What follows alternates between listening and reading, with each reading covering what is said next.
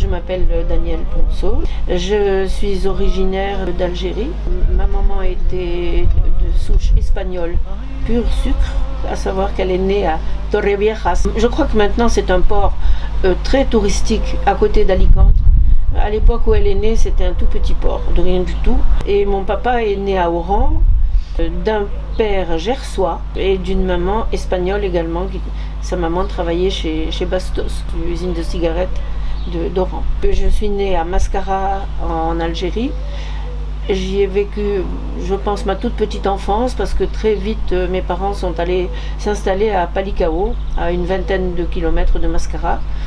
Et c'est là que j'ai vécu toute mon enfance et ma jeunesse jusqu'à 1962, année où je passais mon deuxième bac, puisqu'on passait 2 bacs à cette époque-là, et où je suis venue en France parce que mon lycée avait fermé à cause de la proximité de l'indépendance, et je suis venue passer mon bac en France, et je me suis inscrite en fac en France parce que je voulais faire des études. Je suis musicienne, mélomane, lectrice invétérée.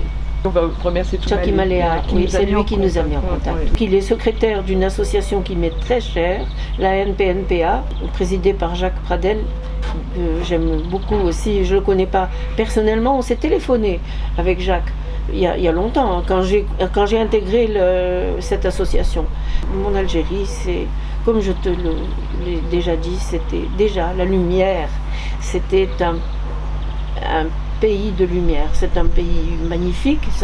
Il suffit d'aller sur n'importe quelle page d'internet et on se rend compte que c'est un pays magnifique. Mais quand on y a vécu, il y a quelque chose qui n'est pas sur les écrans de télévision. C'est la lumière. Et cette lumière-là, je la porte en moi. Et je la porte tellement en moi que je crains terriblement le soleil maintenant. Bon, peut-être que c'est pour ça, je ne sais pas. La lumière,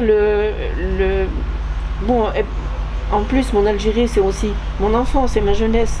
Donc, toutes les personnes qui évoquent leur enfance ou leur jeunesse ont une nostalgie de ces années bénies. Hein.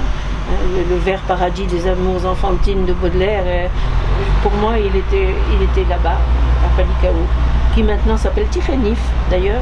C'est un village qui a repris son nom d'origine, bien sûr.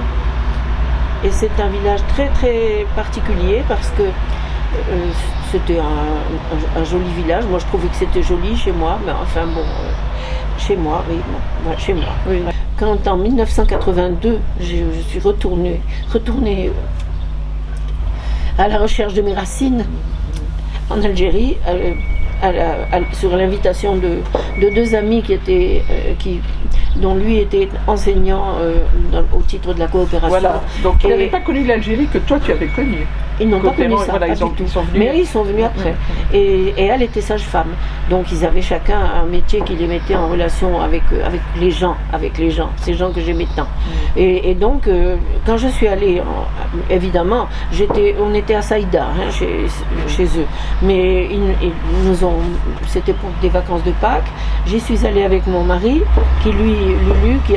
Lucien, qui avait connu l'Algérie, malheureusement, je dis, parce qu'il était contre cette guerre. Il a fait la guerre d'Algérie, voilà. Mais il m'a toujours dit, le seul point positif, c'est toi. parce que c'est là qu'on s'est connus, bien sûr.